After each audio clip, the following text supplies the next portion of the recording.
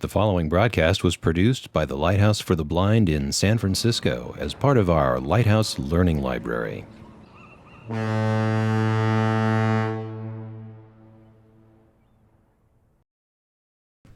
Well, we've heard different paths of blind folks, how we got there, what we do, all of that. Now we're going to take one of several moments through this week and talk and listen carefully about what employers think. What do employers want? What are qualities that are in short supply? And what are some things that they are looking for any employee? And then a little candid talk about blind employees. So we have three presenters here. We'll hear from each of them, then we'll have some Q&A at the end. So I'd first like to start with Kirk Adams, who is CEO of the LightHouse for the Blind in Seattle. Kirk has flown down here because he believes in this kind of stuff, the mentorship we're talking about. He's been a leader in the community, had something close to 250 blind and visually impaired employees, and is hungrily looking for more expansion in Spokane, expansion in San Diego, joint associations we're pursuing in the San Francisco Bay Area, all kinds of things. But Kirk turns out to, I think, have hired more blind people than any other individual on the west of the Mississippi, perhaps. That's right. So Kirk, what you looking for? Well, first of all, I'm a blind guy. My retina's detached when I was in kindergarten. I went to Oregon State School for the Blind, residential school in those days, and learned how to read and write Braille and use a cane and type and slate and stylus. Still have the slate and stylus in my bag in case this Braille sense stops working sometimes. I've worked for nonprofit organizations. I've worked in the for-profit sector. I've run departments. I'm the CEO now of an organization with 400 employees, and I've hired blind people and I've hired sighted people. And the thoughts I'm going to share with you are not specific to you as blind people, but really just for you as people who are each on your own personal career path. There's been lots of good talk about blindness skills, and I'll just say, the better your blindness skills are, the more efficient you'll be as an employee. And I'm not going to dwell on that, but I did want to mention it. So, assuming that when you're hiring someone, the basic knowledge, skills, and abilities are going to be there, that the person has the basics for the job. So if it's an entry-level job, the knowledge, skills, and ability requirements are not that great. If it's a highly technical job, they are. So I'm just going to assume that you're in a process in an interview where you're matching up where you're at with your experience and your knowledge and skills and abilities with a job that you're qualified to fill. But I want to talk about intangibles, the things that make the difference between who gets the second interview and who gets hired and who doesn't. And first of all, I want to talk about the people we don't want to hire. And our process is to tell you what we do. We look at the knowledge, skills, and abilities and make sure the person can meet the basic functions, and then we look for the good stuff. And that's what the whole resume and interviewing process is designed to do, is to give the employer an idea of who's going to be a fit with the organization and who's going to be of value and who you want on your team. I use lots of sports analogies. So, if you're a general manager of a baseball team and you need a shortstop, they all hit about the same and they all throw about the same and they all run about the same. But who's going to fit with your team and really contribute? So what we don't want to hire, we don't want to hire someone who just wants to do the minimum. We don't want to hire people who are going to say down the road, that's not in my job description. We don't want to hire people who only care about themselves. And we don't want to hire people who are satisfied with the world the way it is. And we do want to hire people who want to go above and beyond, and people who will actively look for ways to pitch in and help. We want to hire people who care about improving themselves, but also care about improving our organization and improving the larger community. We want people who want to change the world. So I say I want to hire people who want to kick some ass. And that's it. Because we got a lot of work to do, and we need a lot of people who want to pitch in and help do it. So another way of saying it, a little more genteel way of saying it, is I want to hire leaders. And I read a definition of leadership, or a definition of a leader some years ago, and it's really, I like it. It just says, a leader is whoever is willing to help right now. And it's going to take a lot of leadership from lots of people to accomplish what we need to accomplish, and that's at every level of the organization. And what I want to do is just take a few minutes and talk about leadership and how it relates to your career path on really three levels: the personal, the organizational, and the community. The personal, this is going to be a little bit preaching to the choir because you're all here, so you're all working on personal development. But there's a concept I really like called sharpening the saw, and it basically says if you're going to cut wood all day, every day for a week, at some point your saw is going to get dull and you're going to have to stop sawing and you're going to have to sharpen your saw. And I think there's two ways that I think are pretty effective in for you to sharpen your saw, and also to show your prospective employer that your saw is sharp and you're ready to go to work. And one is to become a student in your field, whatever your field of interest is. Some people have a really clear focus, some people have a ballpark, but with whatever inkling you have of your career path, become a student of that industry. Blind people, we have access to we don't have access to all the information, but so much more than ever before. I don't know if you have ever used Google Scholar. Go to Google Scholar and put in 4 or 5 keywords of your career field, and you'll get hundreds of scholarly journal articles about your topic. We all know Bard and NLS and Bookshare and RFB&D, whatever their new name is. But there were some people yesterday who mentioned they were interested in a job as a receptionist, and I was thinking about that and how would a person interviewing for that job show that their saw is sharp? And an interview question might be, okay, Mr. Jones, you want to be our receptionist. Why do you think the receptionist role is important? And if I heard an answer like the following, that person would get a good hard look for the job. If the answer was something like, the receptionist has the responsibility of representing our organization to the widest variety of people. The receptionist talks to the employees and the board members and the donors and customers and vendors, and the receptionist needs to relate and communicate effectively to all kinds of different people. And I just finished reading Emotional Intelligence by Daniel Goleman, and I think he had some really keen insights on how I could relate to lots of different personality types. If a person interviewing for a receptionist gave me an answer like that, showing me they're studying and they're interested and they're learning about the field they're interested in, that is very impressive. I think the next thing is to join your professional association. Every profession has an association. Many have local chapters. There's virtual communities. If a person came in to me and was applying for a high-level HR job and they were not a member of the Society of Human Resource Management, I would be very suspect. If you're applying for a fundraising job, you need to belong to the Association of Fundraising Professionals. And you need to be active. You need to go to meetings.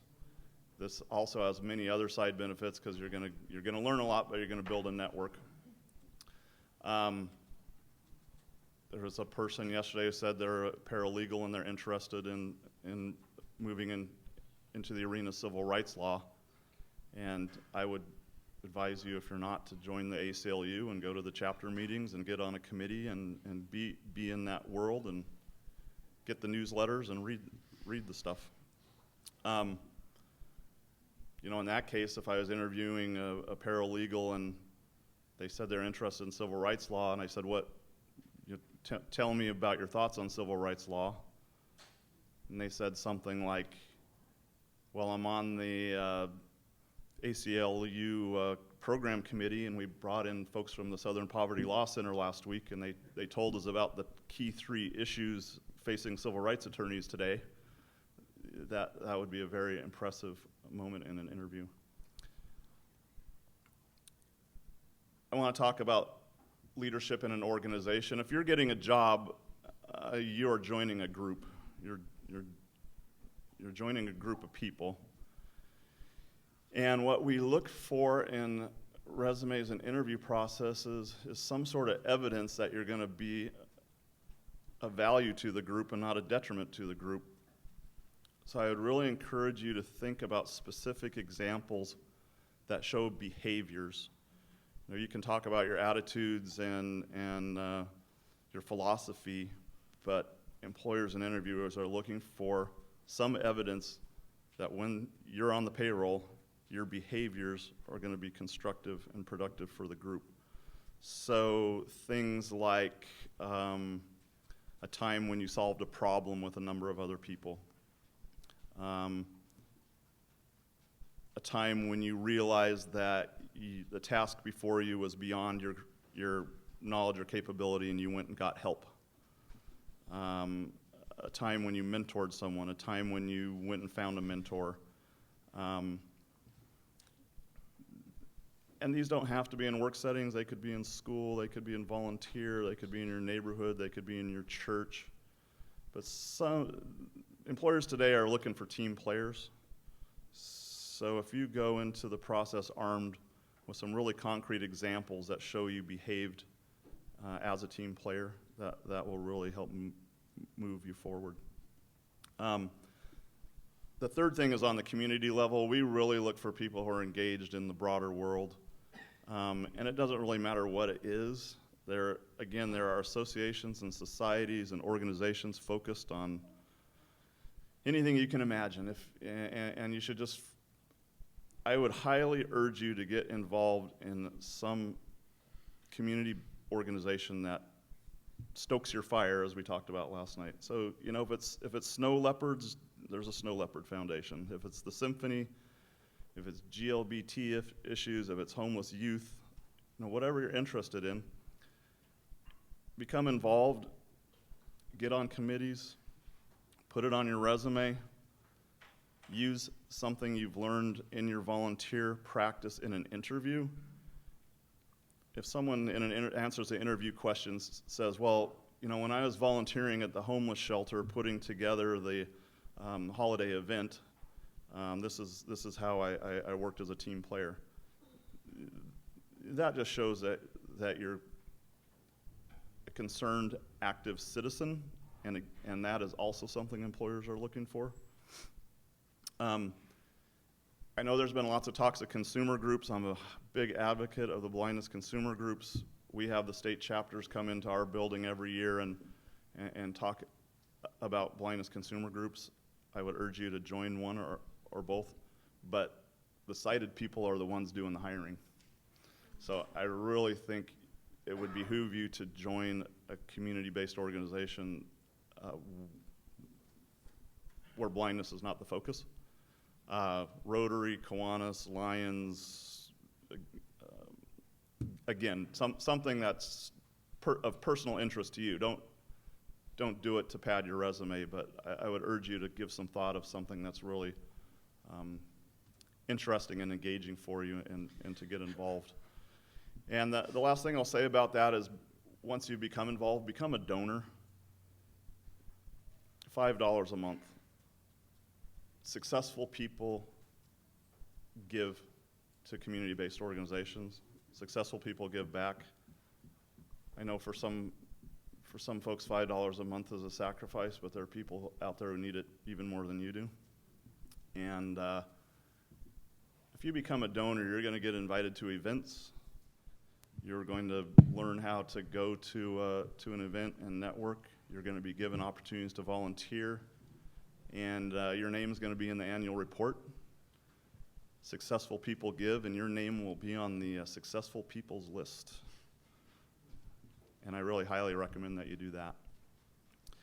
So I'm going to stop now. I do want to just say I'll be around just today till 3:30. I have business cards in my pocket. My phone number is 206-436-2110. If anyone wants to touch on anything we aren't able to cover today, feel free to call me. I check my voicemail every day, and I return my calls every day.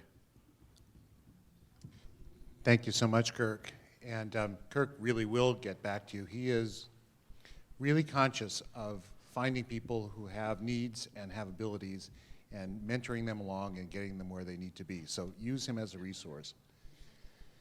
Next employee I want to introduce is Stephen Dobbs, who serves on the LightHouse Board of Directors, as did his father back in 1960 or thereabouts. Stephen is a modest guy. He's been a professor at San Francisco State. He's been running or at high positions with very large foundations. When I was getting to know Stephen, I said, you work for the Koret Foundation, and then the Getty Trust. Yeah, that Getty. And then the Buck Trust, and I said, you work with the Buck Trust? That's like $1 billion organization. He said, well, it was only $500 million when I was with it. So Stephen has a long perspective on a large section of the economy. These are great jobs in foundations, nonprofits, charitable organizations. What are you looking for, Stephen? What's your perspective? What can folks in this room think about as they think about foundations and philanthropic organizations? Well, I've always been very fortunate to know what I wanted to do. My earliest memories are of books and ideas, and I knew I was going to be a teacher. And that led into the usual line of preparation with which we're all familiar for teaching.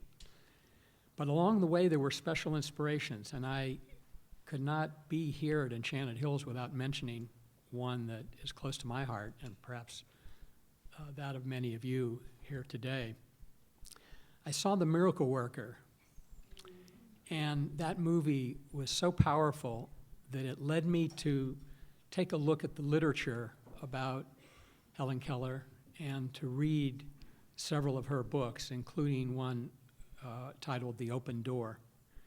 Now, flash forward about 15 years, my father is receiving awards and thank you from the Lighthouse for his service, and the guest of honor at the ceremony, which I had the pleasure of attending, is Helen Keller. And she presents to my father a copy of this book, which I had read at least a decade earlier, and which I put on what I call my 5-foot shelf. Some of you remember the Harvard Classics. All the reading that you ever needed was in that 5-foot shelf, all the classic authors. I had my own 5-foot shelf, and one of the books on it, which I had just in a paperback, was The Open Door. Years later, when I developed my own career as a community person, and I went to work as a volunteer and as a member of the board for Guide Dogs for the Blind in San Rafael, our sister organization in the Bay Area, my father gave me that book. And I have been thinking about it and enjoying remembering what's in it as I've been listening to all of the wonderful discussion the last couple days. But I'm here to talk about the nonprofit sector very briefly, and with even more focus on the prospects for working in a foundation, because the nonprofit sector can be thought of as that part of the nonprofit sector which is all about giving away the money, and the other part of the nonprofit sector which is about getting it. And most of the people who work in the sector are working very hard to try to get it, to secure, generate support for their organization. One of my colleagues, I think it was Joe earlier, mentioned about the importance of fundraising, and we know that a good fundraiser is worth his or her weight in gold. When almost every other function of a charitable organization comes to a grinding halt because of political or personnel crisis, or because of budget cutbacks, or issues with the government and regulation and so forth, that when that happens, the one person who must continue working at a high level and an intense level is your advancement or development person, the euphemisms for fundraising. So over the years, as I often sat in my office at San Francisco State counseling students about their careers, every once in a while I'd run into someone who I thought had the gumption and guts to assume this task, which is roughly like repairing a locomotive which is heading down the track at full speed, repairing it while it's moving. That's basically what fundraising is like, because it's always in process. You always have to be thinking about later. There are other jobs, too, in the nonprofit sector and foundations in particular, which I want to mention. Incidentally, there are about 1.5 million nonprofit organizations registered with the government. And they want to be registered because this enables them, as many of you know, to receive funds, gifts, tax-free. And the government is becoming more careful about awarding the certification or the documentation to do this for a variety of reasons, not the least of which is some abuse, even among people in the charitable world. Bernie Madoff, I would offer as one good example. But the nonprofit sector is distinguished from the profit sector because it is not for profit, or to rephrase that, it's not for the same kind of profit. The kind of profit that we're talking about when we talk about Apple or Facebook having a great quarter, that's profit which can also be described as return to shareholders, yield, market share. That's the quantitative profit with which we're all familiar. And you need that to operate a business, and both profits and nonprofit organizations are businesses. But there's another kind of profit which is not numerical, it's not monetary, it's the change and social progress which comes from the things that nonprofit organizations do. Someone said that nonprofits go where government fears to tread. If you remove from the American landscape even a small number of the nonprofit organizations which serve our American society and in the international arena as well, you'd have a very different America. You'd have an America in which human needs and housing, transportation, environment, the arts, frail seniors, truant, teenagers, all the needs that we have as a society are addressed by nonprofit organizations. In fact, we have a long history of this. One of the things to feel good about America at times when we may feel otherwise is that no nation, no other nation has ever come close to parlaying its values into a complicated and productive nonprofit structure such as we have in America. And this was noted very early for the first time by Alexis de Tocqueville when he visited the United States, the fresh, new, burgeoning United States in the 1840s. He said, these people have an amazing facility and inclination for organizing themselves to do social good, to carry out civic projects. And he talked specifically about volunteerism, for example. And later authors like many of you know Robert Peyton, Bowling Alone, and Amitai Etzioni, The Spirit of Community, or Daniel Kemmis, who all write about the American instinct for good, for volunteerism, for civic performance. Anyway, let's focus on foundations, because we could talk all day about the different types of nonprofit organizations, but the one I think you may want to hear about, and which I have some background in and can talk about a bit, is what's involved in working for a foundation, the nonprofits that give the money away, the nonprofits that act as a channel for the good-heartedness and the generosity and the altruism of millions of people. The amount of charity, if you want to call it that, contributed by Americans as individuals, as families, as workforce groups, like the United Way chapter campaigns, the money that comes from the mega wealthy, like Bill Gates, but from millions of others whose names will never be that well known, but who are still nonetheless making their contribution. That number is approaching $400 billion a year. It's an amazing amount of money, and just think about what that could do for America, in fact, what it does. And the largest recipient of financial contributions, you may or may not be surprised, or you may or may not be alarmed to hear, is religion. Churches and temples and mosques and so forth are first in line, and the human needs, social needs that are ministered to by American charities are second, and education is third, medical research is fourth, transportation, environment, and housing are kind of fifth and sixth.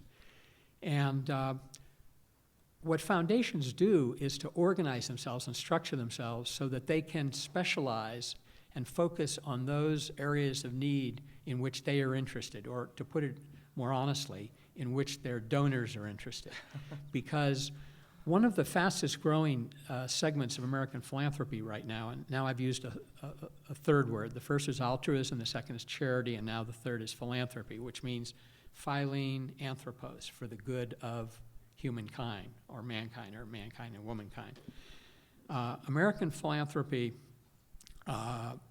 is increasingly professionalized by the entry of people who combine academic education, in the field, on the ground, running work experience and environment, and professional participation and training, such as my colleagues were mentioning and talking about belonging to professional organizations and doing volunteer work. And I think Mike earlier today was talking about becoming the treasurer or secretary to get into the appropriate interest group. One of the reasons why it's complex to hook up with this huge, massive infrastructure of charity is that there is no clear path to joining that fraternity or sorority. It's not like you're going to be a teacher or a social worker or a receptionist or an engineer or a technologist, where there are degree programs, there are think tanks, even if those aren't that productive, as Stacy was saying earlier. There are a lot of ways in which the usual and ordinary problems of American society are addressed. But one way in which they are not systematically addressed is by a confluence of all of these resources in some perfect agenda which leads inexorably to the resolution of the disputes for which these specialized areas were first established. I wouldn't go so far as to say it's hit and miss, but if you think about it this way, the donor basically decides what the mission of the foundation will be, or steers his or her charity to those organizations that have a similar view, or a similar vision, as we would call it. That may leave some fields out. That may, it's easier to get people to contribute to the university to save the football program than to save the SETI program for extraterrestrial intelligence communications or something like that. So there's no one kind of steering the boat and making the ship and making sure that it covers all the areas which need to be addressed. So you have to take a look at what a foundation is focused on to get a sense of what their values are, and particularly what the interests and values of their contributors and donors are. I said before that the fastest growing segment of American philanthropy is the community foundation, which is equivalent to a private foundation, only it's the community's interest, not the donor's interest, that is primarily at issue here. And people who make contributions to community foundations, like the one that I served and worked for in Marin, also known as the Buck Trust, we would go out there and try to find people who were interested in the things that needed to be done in Marin County. And we would initiate programs with funds that were specifically created and designated and earmarked for new needs. For example, with the onslaught of development, eventually people realized that unless they protect the land around their communities, they'll be completely built up, like a community like Sausalito is now. Whereas Novato has been very careful about its planning and makes sure that it isn't all developed. So for the foundation, and I'm referring to the Marin Community Foundation here, to go into the business of protecting the landscape and creating land trusts and easements and covenants and bind zigzag patterns of land ownership and easement across the agricultural landscape so that it cannot be easily developed. They make it very difficult for the developers. This becomes the work of the foundation. And how you access this and how you become one of those people who's working in some specific area, whether it's housing or arts or environment or social needs, seniors, is to acquire experience in the areas in which the foundation is interested and about which they showcase their work. And now everybody is on the internet. If it used to be the case that you didn't publish annual reports on your programs, you now have websites that are very thorough, that are very updated, and which will give you a very specific idea of the kinds of subject interests or content, if you like, I'll go there, and to familiarize yourself and to do your homework and to try to get your foot in the door in any way in any of these interest areas so that you have a track record, so that you're familiar with the issues.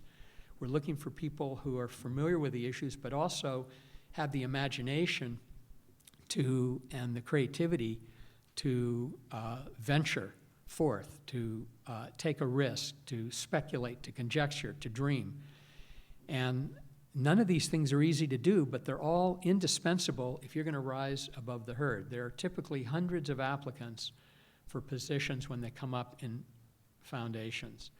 The people who are being advertised for are usually called program officers. So at Marin, for example, we had and many of you have had experience dealing with program officers when you've dealt with organizations which fund things that you're interested in or that you want to do. I think I'm going to slow down and stop here because I've given you which is my main message, which is there's no degree program you can go to that will substitute for firsthand work experience. Second, you need to do your homework to find out what a foundation is interested in and what they're making grants to, and take a look on the internet at the content and the work emphasis and themes of the organizations, the grantees that they give to. This is a shorthand way to find out what kind of talent this foundation may be looking for. It is not easy, but it is also possible to create an incentive for the interest of a foundation to work in a certain area. This can occur by bringing forth a donor who might be interested in sponsoring work that is not now on the agenda of the foundation. It can also be created if you cultivate relationships with and develop a sense of talk about the vision of an organization with the people who run it, members of the board, the executive staff. Typically, the head of a foundation is a CEO or executive director. I think with that, I will now yield to my colleague, Joe. Okay, and thank you, Stephen. And we'll have Q&A just after the final presenter on this panel. You've heard from Joe already, and you know quite a bit about his background and motivations. Joe is a major employer of people in the state of California, blind, sighted, has vast experience in looking at the kinds of qualities that make for a good employee. And some people think, well, gee, rehab counselor, that should be easy. All you have to be is kind of blind and bipedal, and that should be sufficient. There's a lot more to it, and a lot more things to bring to the table that really make the critical difference, and some things that don't make much difference that you may think make a difference. So with that, Joe, what are you looking for? Okay, thank you, Brian. So let me go and through a few things here first, and then give some additional thoughts at the end. So when we're hiring, you are an employee for our department, no matter what position you're coming into. One of the first things that I ask the hiring managers, what kind of employee you're looking for? The first thing they do is drag out the duty statement. I said, no, I didn't say what do you want them to do. What are you looking for? What kind of person? That gets to what is the individual's core values? What kind of person are you looking for? Are you looking for, and as Kurt said, you know, the receptionist? Should that be somebody who's shy and quiet and bashful? Okay, so what kind of person are you looking for? Core values, huge in our hiring process. If you're coming for an interview with me, you can bet your backside I'm going to be asking questions that are going to get to your core values. What else am I going to be looking for? We're going to be looking for the individual's abilities to communicate, but not just to communicate with me, you know, face-to-face communication. What are their organizational skills? What are their self-communication skills? Whether if you're blind, whether it's braille or speech or tape recording, I don't care what it is, but can you demonstrate that it's effective? Okay? And can I get a sense from you that you are going to be able to communicate, you're going to be able to write, read, if that's what's required of your position, conduct analysis, make case notes, look at financial statements, you know, on and on and on. Natural curiosity. Where is your natural curiosity? You heard me talk about my desire to continue to grow as an individual. We look for that in individuals, and there's a really good reason for that. If we hire somebody into a position who doesn't have that natural curiosity, the biggest danger is that they become assimilated by the process and the infrastructure. And we look for those individuals that can work within the process and infrastructure, but gently poke here and there and find better ways for us to do what we're doing. And that's something that you don't typically see in an interview. It is something that we actively screen for. When I'm in an interview, I'm actively looking to see if you have that natural curiosity, if you're willing to pick up the carpet and look under it, or look around the corner and see what's there and what the possibilities are. The desire to learn, of course. Always the desire to learn. Kurt mentioned that, you know, it's not my job. Oh my God, if I hear that damn statement one more time, it's not my job. Well, yeah, okay, Joe. And you wonder why Brian got a promotion. It's not my job. You're right. Thanks, have a nice day. We're not gonna, you know, time to promote. So that desire to learn, that ability to say yes is huge. The desired competencies. We have just hired 3 managers within my division in the last month and a half. 3 mid-level managers for the state of California. One of the huge things that we were filtering for is the competencies that are necessary in that position. What judgment does this person bring to the workplace? How is their ability to build relationships? How is their decision-making? What are their values? Okay? How do they exercise discretion? Those are huge in what we're looking for. Are you going to find those on the duty statement? No, it doesn't say must have good decision-making, but it will say something about handles the most complex duties. What do you think that means? Making decisions. Independent and motivated. The last thing that we need is somebody that we have to say, okay, you finished step A, go to step B. You're done with B, go to C. Oh no, you skipped A, go back and do A. That's not what we're looking for. We're looking for somebody who can be independent, they know where we're trying to end up, and they're going to be part of helping us get there. They're going to be motivated. They're not waiting for me or a manager or somebody else to come to them and say, okay, do you think we should take this on now? They're always looking, and they're always seeking those opportunities to contribute. Say yes. I explained to you or shared with you my path in becoming a deputy director. If there's one thing that I can say I have done over my career, is say yes. When somebody comes to me and says, Joe, we need you to apply, is it scary? Uh-huh. But if you don't say yes, how can you explore the possibilities? So the ability for you to say yes. Somebody comes to you and says, I know you're the receptionist, but we're really shorthanded in the accounting department. Do you think you can help? It's not my job. Or are you going to say, sure, I don't know what I'm doing. Show me and I'll be glad to help. Think about something. When somebody comes to you, whether you're a volunteer or an employee or a manager, and asks for you to take on something, do you really think they would ask you to do that if they didn't think you could do it or you could help? Do you think they would ask you to do it if it wasn't necessary? And the all-time favorite that I get is, why am I doing Kurt's work? He's just sitting around doing nothing. Don't sweat the small stuff. When you become the manager, you can deal with Kurt. But right now, the reason they're asking you is because maybe that work isn't getting done, or maybe Kurt's doing something else that he needs to be doing, and they're asking you to pitch in. But in either case, worry more about what you're doing and do it better, not better than the next person, better than yourself, and worry less about what the other person is not doing. Trust me, if nothing else, particularly within government, if nothing else, time will tell why you haven't gotten a promotion. I was in the break room here not too long ago, 7 o'clock in the morning, grabbing a cup of coffee, and somebody came to me, and we were chatting there for a second, or somebody came in and we were chatting for a second, and he said, yeah, I'm not real happy. I've been an OT for 29 years, and I haven't gotten a promotion. I'm thinking, whoever promoted you to OT promoted you way too soon.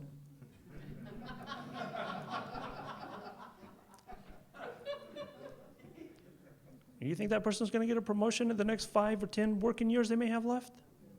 No. They're focused on where they are and why they haven't gotten a promotion. They're not focused on what they can do to help, what they can do to step outside. Kurt mentioned able to do the job. Steve mentioned that. Those are all very, very important things. And I got to tell you that, yes, in the state's civil service process, we always look at the knowledge, skills, and abilities and the person's ability to do the job. But the state of California is beginning to shift. It's a slow mover. But it's beginning to shift its thinking. If you go to the State Personnel Board's webpage or the Department of Personnel Administration's webpage, you're now going to start finding materials about interviewing for competencies. Because we have realized that it's much more, it took them forever to realize this, by the way, it's much more than can you type. Can you answer the phone? Isn't that the typical question you ask a receptionist? Can you answer the phone? Yippee-yi-yay. Who can't? We don't want to know that. We want to know when you answer the phone, how are you going to greet the person? When they come in, are you going to act like you've just been bothered and woke up from your nap, or are you going to greet them and welcome them and make them feel like your organization values them? How do we test for that? We test. We ask the questions that'll do that. Yes, your work history and experience is very, very important. And one of the things that people get into a lot of times is, I don't have the work history. Well, do something about it. Well, go volunteer. Steve talked a whole lot about this. Kurt talked about this. All your presenters will talk about this in some fashion. If you are volunteering and you're stepping up, whether it's in an organization, community, local government, and school, whatever you're doing, that is all transferable skills, transferable experience. Here's my 2 choices. I've got 2 employees to hire. Okay? Pick any position you want. One has no experience. And when I look at their resume or their work history, they have been doing nothing. They graduated from school 15 years ago, and there's no filler between that 15 years and today. The next person has no experience. They graduated 15 years ago, but between that 15 years and today, you can see a path of activity that they've been involved in, developing skill. You know what I see? Somebody who's out there trying. Who do you think is going to get the job? The person who's been volunteering, and the one who's been at home waiting for me to call? Those are tools in your toolbox. Your job when you're looking for a job is to fill the toolbox. Put as many tools in it as you absolutely can. One of the things that I encourage you when you're applying for a job in the state of California, and I suspect it would be true no matter where you're going, find somebody who's doing that job. Talk to them about it. If you're applying for a counselor, don't you think a counselor might know something about it? Talk to them. What is their day like? What is their employer like? What are they looking for? What are some of the challenges they face? Have that conversation. You're educating yourself. Because somewhere in that interview process, whether it's the first interview or the second interview, you're going to be asked questions that will allow you to draw on that discussion. But if you never have the discussion, it's not going to work. And the further you climb into an organization structure, I don't care what the organization is, I don't care if it's the LightHouse, State of California, the Department of Rehabilitation, any foundation, the more you climb into it, the more skilled and knowledge you are about having those conversations, the better prepared you're going to be, and the more successful you're going to be at that opportunity. Know how the organization hires. I have had the fortune of being a self-employed who did the hiring, and I used my way. I've now worked in a very, very structured, disciplined hiring process that can drive you crazy by the time you get through it.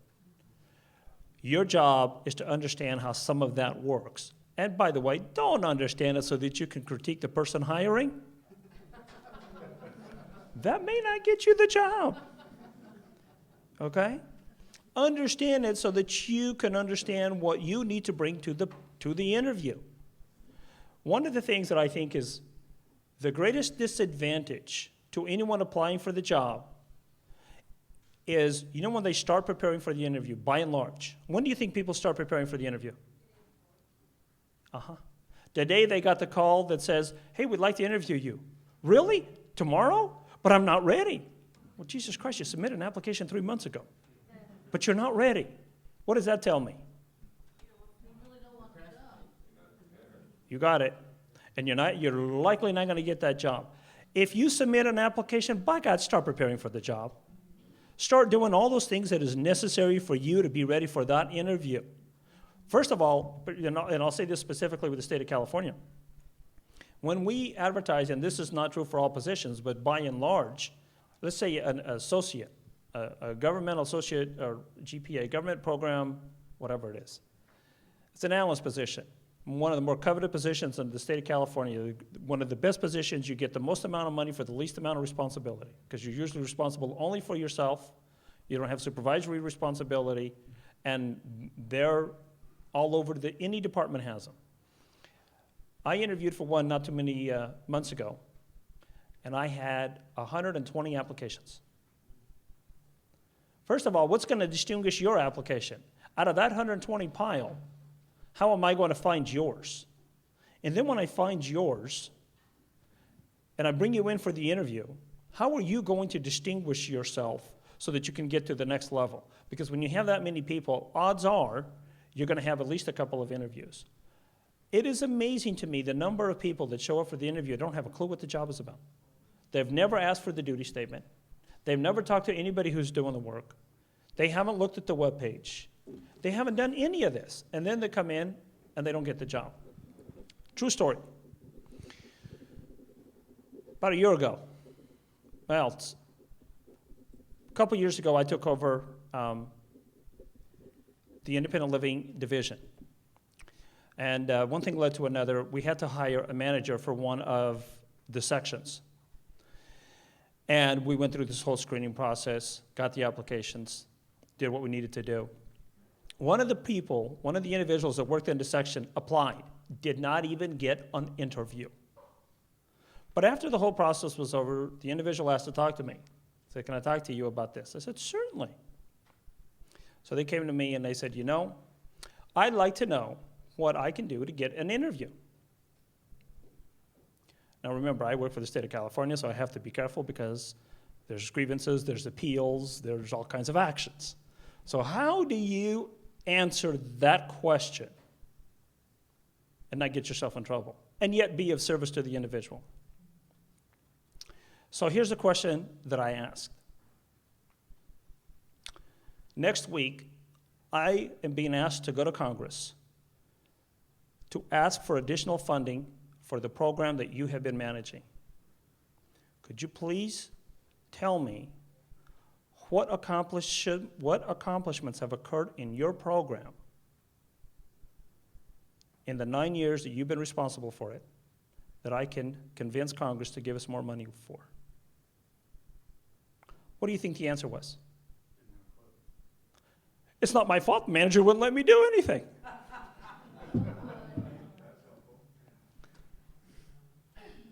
So let me translate that. Do your damn job. If you want a promotion, do the very best you can at it, and that's how promotions will come to you. But that's how also you will get the job. It's what are you going to bring to me as an employee? When we are looking to hire, what are you going to bring to me? I'm not looking for somebody to warm the chair. We're looking for somebody to help us achieve those outcomes and get to that vision that we have. You, as somebody who is having an opportunity to get an interview, and consider yourself very fortunate when you get an interview. You've worked hard at it. But do yourself a huge favor and prepare for it. And when you walk out of that room, you better leave me feeling that you are the person that's going to help us get our organization to that next point. And I don't care what position you're applying for. It holds true. I don't care if you're applying for the mailroom position or the director's position. It's going to be true across the board. Be able to convey what you're going to bring to the job and be ready to answer some very, very difficult questions. Here's a typical question that I will ask in an interview. Okay? Tell me about the most difficult person that you have worked with. Tell me about what made it so difficult. Tell me how you handled it, and tell me what you have learned. You know what one of the more typical answers is? I've never worked with anybody who was difficult. Good luck with that answer. Okay? So be prepared to answer those questions, and be prepared to reveal some things about yourself. And you know, a lot of times people think that in interviews you have to be positive, positive, positive. When I'm asking that question, you think I want to hear something negative. No, you know what I want to hear about? I want to hear about your problem solving. I want to hear about your core values. I want to hear about your competencies, your ability to build relationships. I want to hear about your ability to explore possibilities. I want to hear about all those things. And you think I'm looking for positive people. Yeah. But what do positive people have?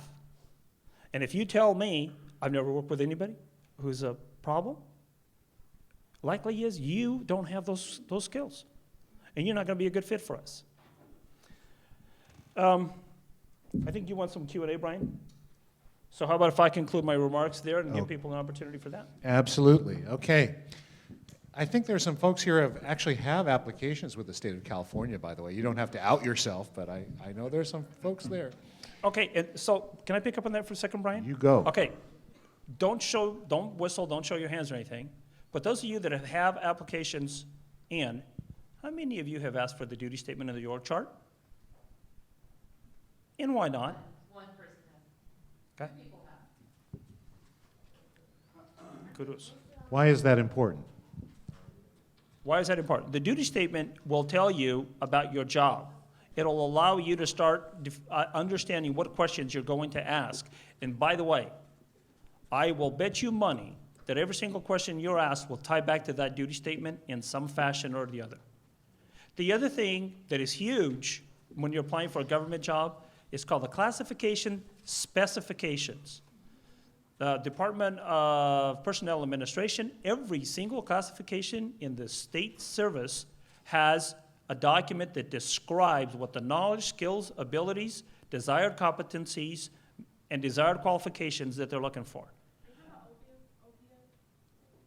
One more time? Are you talking about OPM, the OPM website? Well, the OPM would be for the federal government, but for the state of California it would be the Department of Personnel Administration. For the feds, it's the Office of Personnel Management. They have all that stuff online now. Absolutely, absolutely. Here you go, Mike. Hi, just a quick comment. If you're going to apply for a VR counselor job, unless you're absolutely wedded to the state of California, my advice would be you ought to be looking at Oregon, Washington, Idaho, Montana, Wyoming. Okay? Why? Because, and the other thing you then can do is call all those states and do some of that informational interviewing, talk to some VR counselors in those states, find out what it's like, find out what the job characteristics are, and then when you finally see an opening come up, you call that person back and say, hey, you know, I did make a decision about going to work. I've got an opportunity. Can you tell me what you know about this job? Can you give me some sense of it? There's a good chance that when you finally get to an interview, some of the people you've already talked to will be in that interview. Do you think they're going to think well of you? You bet they are. The other thing I have to go, unfortunately, for a little while, and I'll be back. The other thing I wanted to mention is people were talking earlier about how there aren't any jobs. There just aren't any jobs. The turnover rate in the United States for employment is about 3% a month. So that's about 4 million jobs a month where somebody either dies, gets married, moves away, decides to go back to school, retires, right? 3% of the employment market turns over every month. So there's a ton of jobs, over 45 million jobs will turn over this year, and you just need to get one of them. You don't need all of them. And the other psychology I used to use on myself was, if there's 12% unemployment, you know what? 88% of the jobs are still available. So, think about that. Let me just add one piece to that. By the way, do you know when you start interviewing for your job? The moment, okay? I started interviewing, I don't know what my next job is, don't have a clue. I started interviewing, the minute I accepted this job, I started interviewing for the next one. Somebody is watching me, listening to me, and paying attention to what I do. The moment you start making contact, like Mike just described, the moment you start making contact, remember when you call that next state and you say, hey, I see you have an opening, I'd like to talk to you about this, and you might meet that person in the interview room. You better make sure they want you. So you started interviewing the minute you made that call. You started interviewing the minute you started that dialogue, the minute they see you, the minute, pick it. You could be in a grocery store, and you have no clue you're interviewing for your next job. Because when you're standing in line, or you're walking down the aisle, and what you don't know is that the person who's in that aisle with you is going to be on that interview panel. That happens more often than not. You don't know how many times I've been in an interview setting, somebody will say, I ran into this person. Man, were they cussing out the cashier? Really? Oh, God, they would just live it. We never understood why. Wow. That's how they behave in public. Okay, thank you. I'm going to go around with the mic for questions. Just a second. Coming over to you, Shamika. Yeah. She's jumping out of her chair. It's your birthday. It's your birthday. I know. Hi. Okay. I don't want to talk loud. Can y'all hear me? Okay. So my question is there such a thing as too many associations? Because I'm in the American Mechanical Society of Engineers, the Society of Women Engineers, and the National Society of Black Engineers, and I think the Society of Physics students. And this is Kirk, and I'm the one who brought up, I think, the importance of belonging to your professional associations. I would just, I've had mini and reduced when I went back to school, and I've been on boards and then gotten off boards. I think it's more the number of affiliations and associations you can really authentically be involved in. I mean, more than just send in your annual membership, but be able to attend and be able to volunteer and to be able to be on committees. And I think it's more important to be really active and present and a leader in fewer, as opposed to just belonging to more. I don't know if that helps, but that would be my thought. May I just build on my colleague's response to you? Most associations have a publication, a house organ of some kind. It's usually now on the internet, but nevertheless, most associations, most professional groups and fraternities, professional fraternities, have or provide an opportunity to write an article, for example, or to address some issue that will be of interest and understanding and of moment to other readers. And this does not require going through, getting a book published. We're talking about preparing an article that some harassed membership director who's putting together the latest newsletter will be delighted to have. Just remember that. I know several people who got inside the organization who helped make themselves stand out by doing a simple piece of writing, which will be well within the ability of most of us. Well, the reason I asked was because for the National Society of Black Engineers, I was the assistant PCI chair, which stands for Pre-College Initiative. So basically, we mentored high school and middle school students, and it didn't matter what their disability or what race they were. It just, we encouraged them to do math and science and things like that because the United States is not as, there you go, aggressive in that area pertaining to math and science and things of that nature. And I'm still in the group, but however, I just switched chapters. But I do tutoring in science and math and stuff still through my church. It's just not under, per se, my organization, but I still do the tutoring for all those different science things. And I still do the Society of Women Engineers. We actually did a tour of the Golden Gate Bridge, of the construction that they were doing with the tower and all the wonderful, great stuff. So I'm still active in it. I just don't have a title position right now in them. Yeah, Shamika, I would just, it sounds like you're doing some great real world experience in those associations, affiliations. I would just make sure you communicate that during your job search and career search and interviews. Make sure it's represented on your resume and use some things you've learned in your associations as examples in your interview responses. Just so employers like to see people who are developing themselves and contributing to their field and contributing to the community. So it sounds like you're doing it, and kudos to you for that. Here's a related idea, and that is to show the employer that you can write, because this is a very large complaint. People can't write, or they can analyze, but then they can't express it. And one of the ways you can show how you can write, in addition to the previous suggestion to you a moment ago, is to take the initiative to write a brief piece. I would keep it to 1 page, maybe 2 at the most, about some issue in the field in which you are job searching. And no one ever does this because it's not asked for. Certainly if we were recruiting for a program officer position in education or in the environment, we would want to see some evidence of participation in that group, that professional group, and that might be given evidence by pieces that they had written for their professional publications, but also that they had just written as part of an interview process where they took the initiative, where along with the pages you were asked to submit, you submit one other page that wasn't asked for, but which is your view, your perspective on some ongoing issue which you hope to be addressing from the point of view of being a program officer on the staff of that organization. Yeah. My question is, what does a person do if they really want a government job? You've got lots of experience, in the volunteer work for community organizations, writing newsletters, organizing, doing budgeting, organizing programs, et cetera. But the government position, they want a college degree and you don't have one.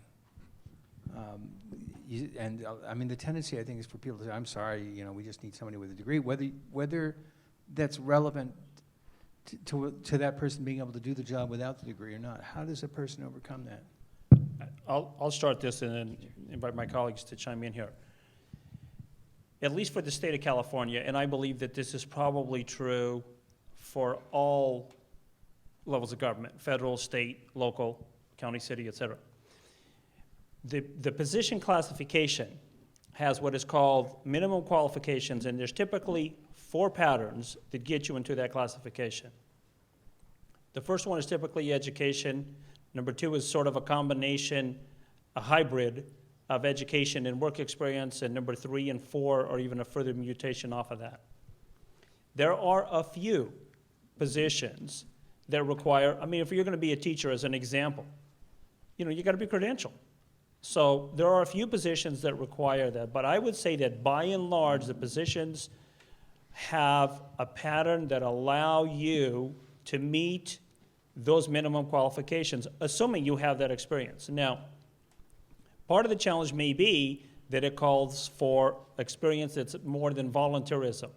So then you have to kind of take that and go to the next level and say, all right, if I can't get to my ideal job there with the government because I don't quite have that experience, can I get my foot in the door another way?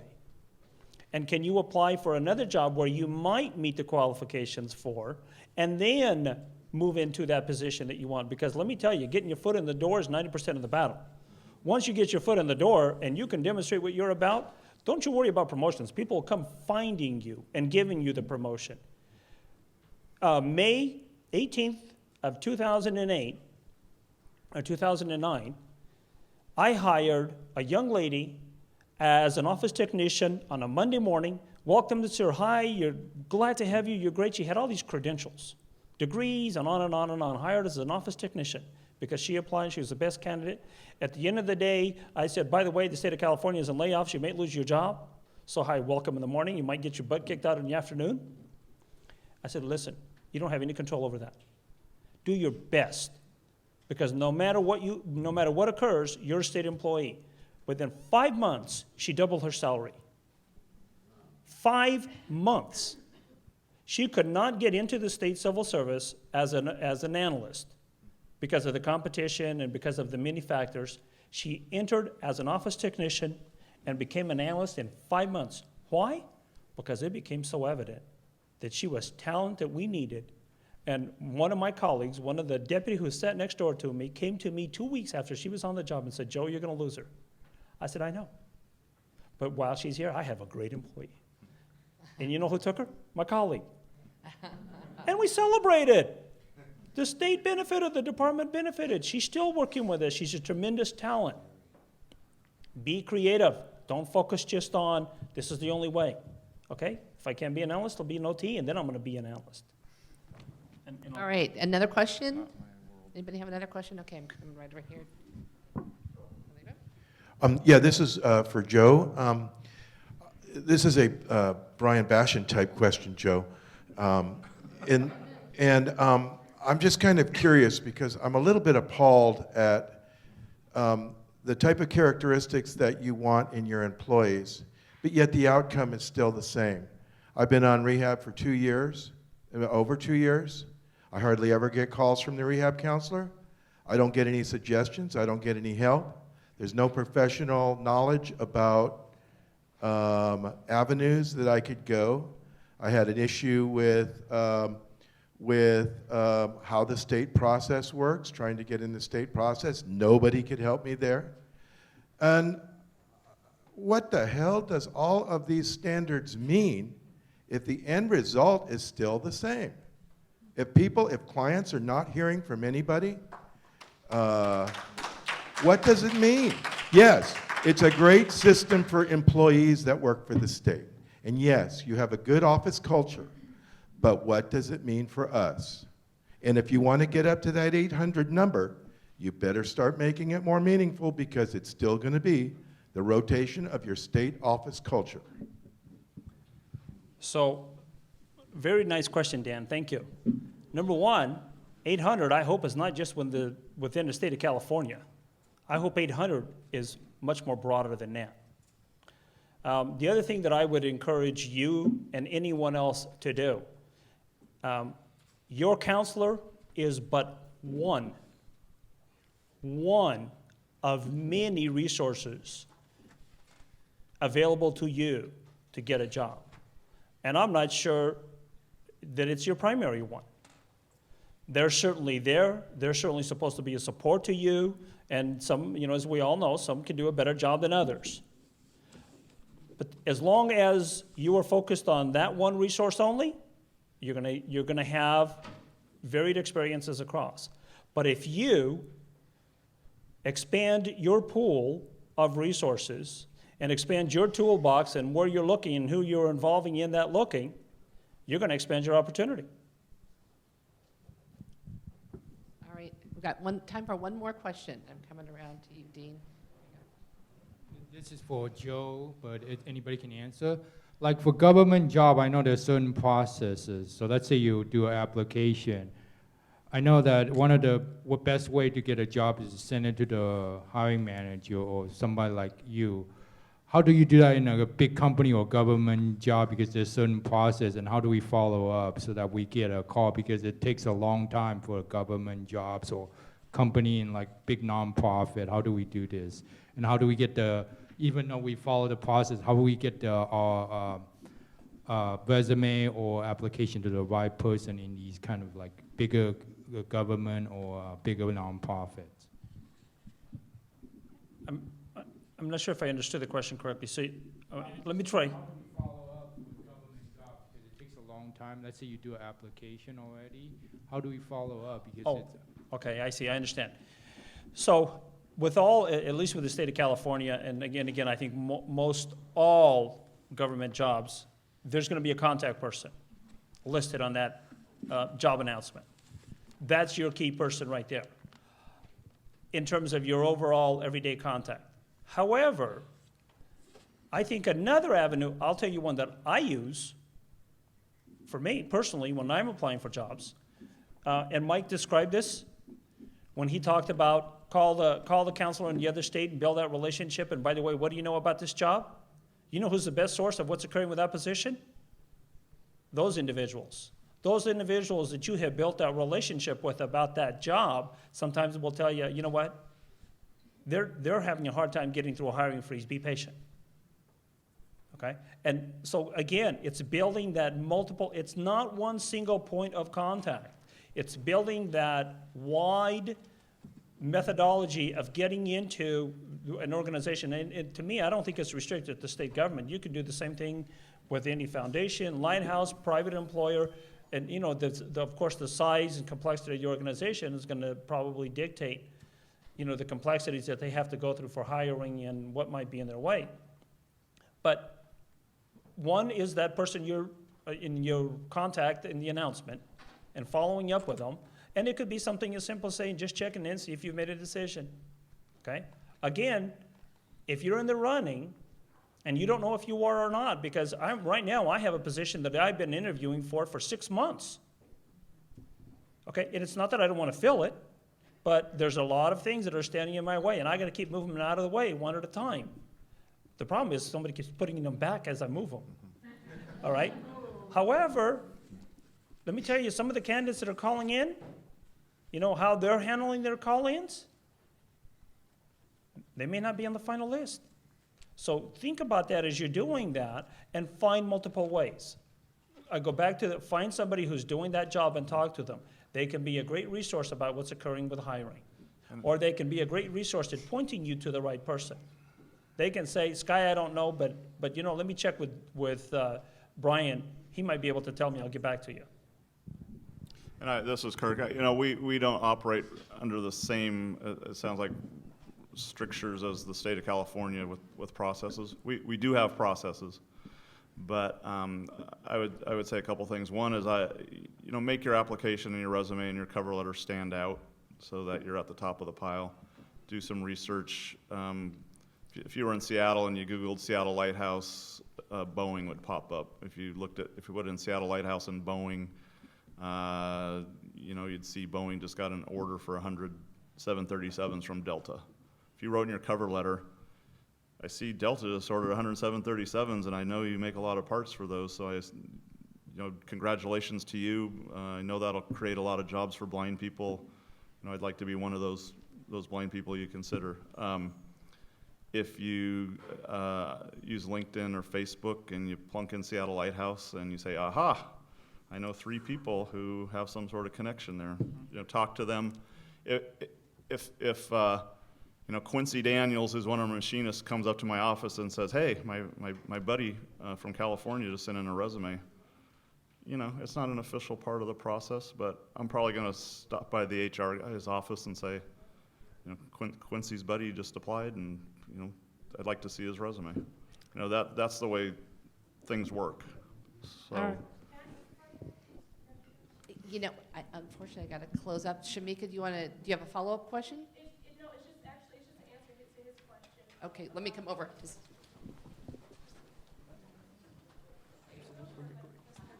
Okay, for the government follow-up things, there's actually a site for people with disabilities. I found this when I was in the immersion program. I was actually Googled it. If you Google Selective Placement Program Coordinator, it gives you the name of the department, the person, their phone number, their address.